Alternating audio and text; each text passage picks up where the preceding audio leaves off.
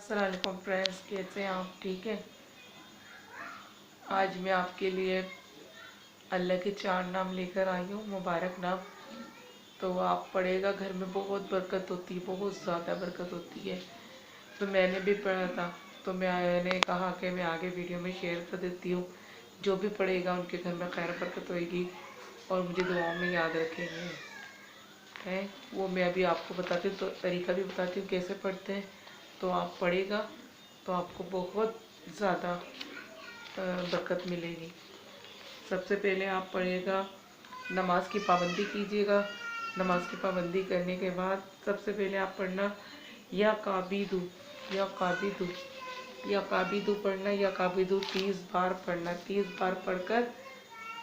बार पढ़कर फिर उसके बाद आपको पढ़ना है या राफ़ी उ, या राफ़ी उ, या राफ़ी उ, ये पढ़ना है 20 बार। फिर इसके बाद आपको पढ़ना है या बासीरु, या बासीरु, या बासीरु 7 बार। 7 बार पढ़ना है आपको असर के टाइम, ठीक है, असर के टाइम पढ़ना है। फिर उसके बाद आपको पढ़ना है या सामीउ, या समीउ पढ़ना है 100 मरतबा।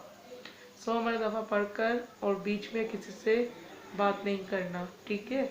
उसके बाद आपको पढ़ना है या हकीमु, ये 80 बार, या हकीमु, या हकीमु।